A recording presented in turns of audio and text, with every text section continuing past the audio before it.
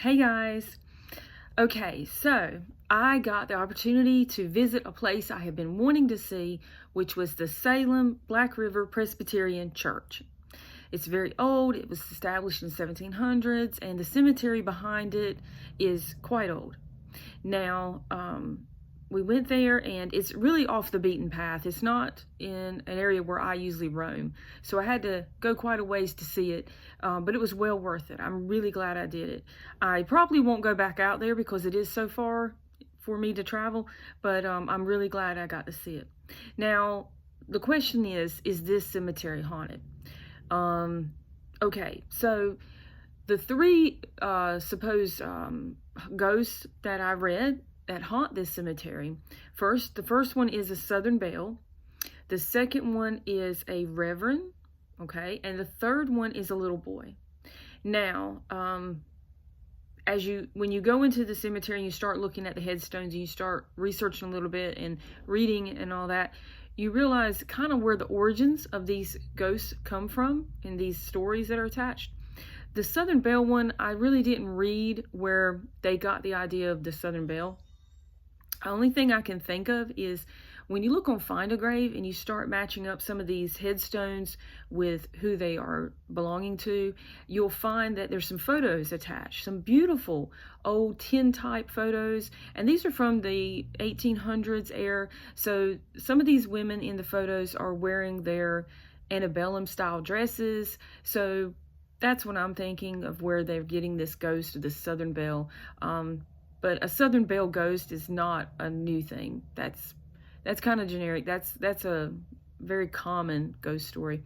But that's that one. That's that part. And then the other one where I read was a Reverend. Now the Reverend, the story goes that I read that he lost his whole family in a plague. I don't know what kind of plague it was. I'm not exactly sure if it was supposed to be maybe a yellow fever epidemic or something like that. But and then after he lost his family, he went from being a man of the cloth to suddenly he's in the dark arts. He's doing satanic rituals and things like that. And that he lingers and haunts the church and haunts the graveyard and all that. Now, if you look at a lot of the stones in there, you find they are reverends. They are priests. There are a lot of preachers buried in there. Maybe some are related to each other, but there's quite a few. And I think maybe that's where that story came from, because there are a lot of preachers buried in there. And the third one's easy to explain. The little boy. The little boy apparently haunts the front of the graveyard. That's where he's supposed to be at. And that one is when you first walk into the cemetery, when you walk into the gates, the first stone, or one of the first stones you're going to see, is that of a little boy. And it says on there that he passed away in his 6th year. So he was 6 years old when he died. Very sad. So I think that's where this ghost of this little boy, they see that, and that's his stone. And so he obviously must haunt the cemetery at the front. Do I feel like the cemetery's haunted? No, I don't. I feel like it's hauntingly beautiful. I don't feel like it's haunted in the least.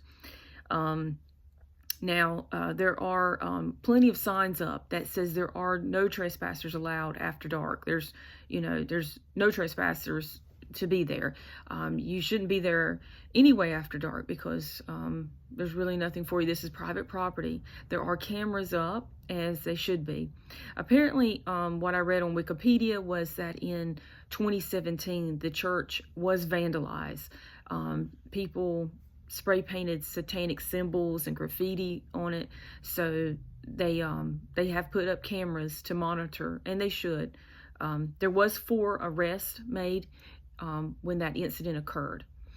But I don't think the cemetery's haunted. Now, I'm not a paranormal expert or anything like that, of course, and I'm sure there's people saying, oh, yeah, I feel something. And maybe they do. I don't. As with a lot of old cemeteries, it's people get creeped out by them, and they feel, they're already on edge when they go and visit, so it doesn't take a lot to push them on over. But I just feel like it's a very old, beautiful cemetery, and it's very well maintained. It is. I think whoever does maintain this cemetery grounds does an excellent job. There's a very small congregation attached to this church, but the church has a very lengthy history, and it is well protected now, so I'm happy about that. But if you are in the area, I would encourage you to go visit during the daytime hours and give it a look. I think you'll thoroughly enjoy it. But anyway, I hope you guys enjoyed the video, and if you do, please leave a thumbs up and a like, and just a comment. You know, I appreciate everything. And if you haven't subscribed, I hope you do. I know this isn't everyone's cup of tea. I understand that, and that's okay. That's fine. We can't all like the same things, right? But I do appreciate everyone who does subscribe and watches the videos. Thank you so much. And as always, guys, keep seeking. Bye. Okay, guys, so the cemetery is back here behind me, and there's a building here. I think this is the outhouse. It was a big outhouse. And I'm going to reverse it, and you'll see the back of the church. It's massive. It does. It's in that style, like a courthouse. Look at that. It's huge. Look how giant those windows and shutters are. Tree. Wish I could get in there. No. Maybe one day I can keep a tab on it, and they'll have some kind of like special day that they open it up and you can get in. Beautiful, absolutely gorgeous, love it. I'm wondering, I guess these are original bricks they didn't want to throw away. Imagine coming to church here. Look at those columns. Okay, hey guys, so welcome back to the channel. I am in a place in South Carolina, not exactly sure, and I am at the Salem Black River Presbyterian Church. Very, very old church. Founded, from what I've read, like 1700s, church built early 1800s, and they have a very old cemetery behind it, and it is got some very interesting stones and markers. Beautiful, beautiful. A lot of trees. So I'm gonna show you some stones. I gotta take a picture of that engine.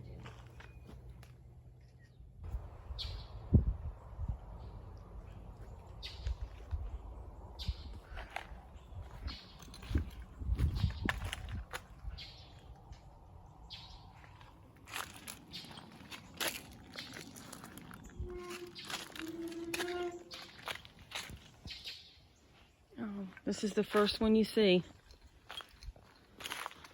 Sacred to the memory of John J. James, who died in his 6th year.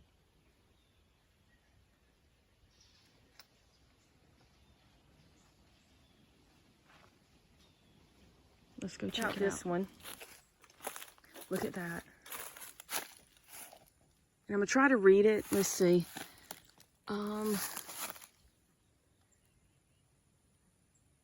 Nothing in my hand I bring, simply to thy cross I cling.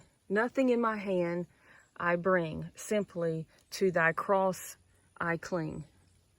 And there's the hands holding it.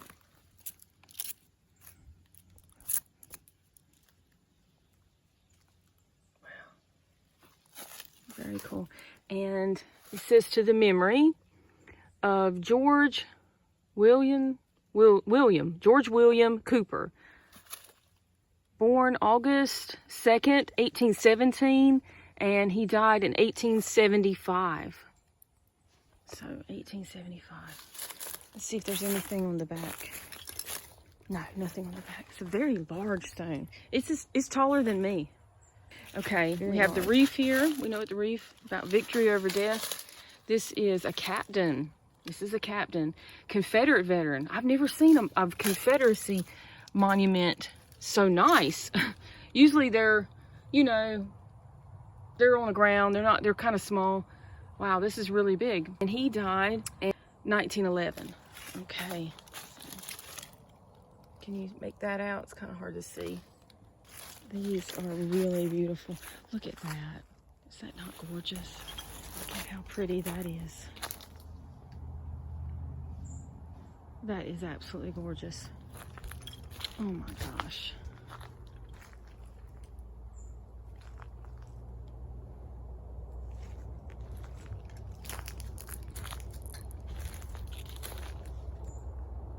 That's right. It's not a crepe myrtle, but it's just absolutely beautiful. Yes, look at that tree. I know.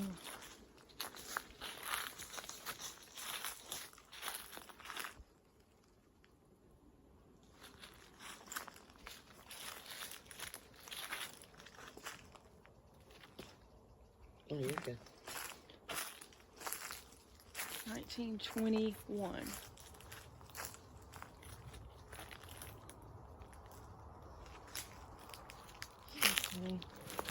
Okay. Look at this one. The hand. I've seen a lot of stones that will have the hand this way, but it'll be pointing up. It'll be pointing to heaven. This one is holding it down, holding to the reef. So maybe reaching to pull you into heaven. An honest man's the noblest work of God. Sometimes you don't find water sources in cemeteries. This one actually has one. That's really thoughtful. That's nice. So you can, you know, keep your flowers watered and whatever. That's nice. They don't always have that. That's a huge stone. Look how big that stone is. All those. That's really big though. That's huge. These are very common. I've seen these a lot. I've seen those a lot, especially rich plantation owners. When they died, I've seen a lot of them have that style of stone. Everything about it, tall, that same cut like that. Our mother. In thy word do I hope. Oh, it's got a book on top. Your faithful mother.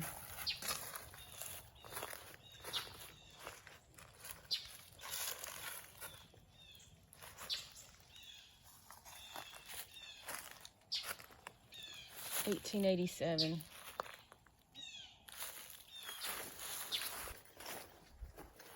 Oh wow, painter. A painter of light. Walter Thompson.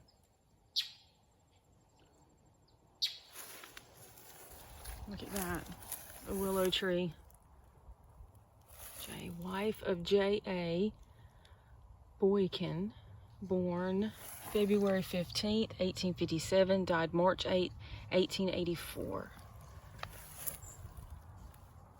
That's really pretty.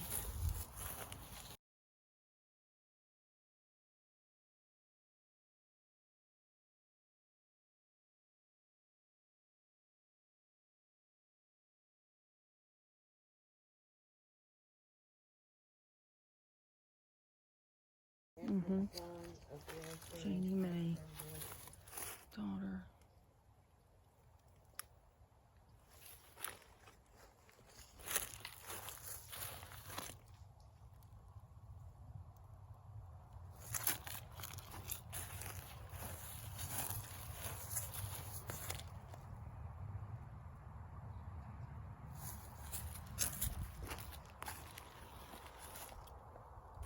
They have a back gate out here.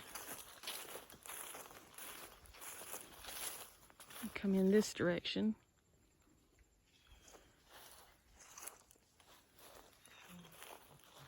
Now they've laid this one down. It's came off of the pedestal.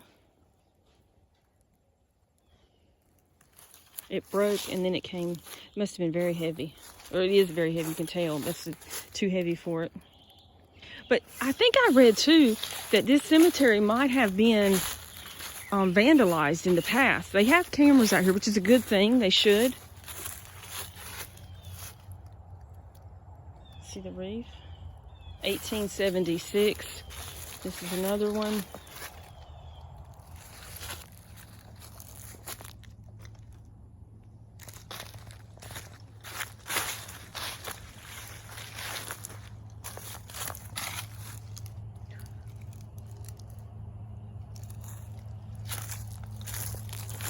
Some of them face one way, and then some of them face the other way. Interesting. Ruling elder in Salem Church, born September 3rd, 1819, died November 5th, 1857. He was endowed with warm social affections and generous sympathies. His Christian character was developed under manifold and sore afflictions. Makes you think maybe there was something he had maybe a palsy or something under, so it's like his Christian character was developed under some kind of oppression or something that happened to him. That's the way I interpret it. I may be way off, but. And then over here, this is his wife, Lenora Jeanette, and daughter is buried here. Joseph and Elizabeth, oh no, sorry, I read that wrong. Lenora Jeanette, wife of Robert Muldrow, so his wife, and she was the daughter of Joseph and Elizabeth Montgomery. Wow, she outlived him by a lot. He died in 1857 and she passed in 1899. Scotch-Irish. Here we go. Here's the Scottish flag right here. Scotch-Irish. Just Scottish.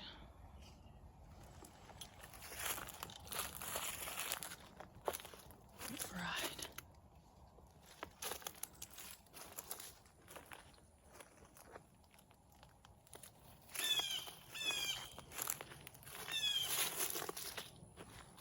See, some are engraved this way, facing this side, and then some are facing this way. Now this one's right beside this, and it's facing this. Memory of Susan Sparks, relic of Charles Sparks, so relic, so wife, I guess. Affection has, I can't read that, something, this monument to one whose mature piety, sincere friendship, consistent life, and many excellencies, something, endeared her to all who knew her. It made her an ornament to her sex. Dead the 5th of May, the 5th of May, 1811. No, 41. I think that's a 4. Aged 24 years. She's very young. Erected to the memory of Mr. Charles Jennings Sparks, a native of Peekskill, New York.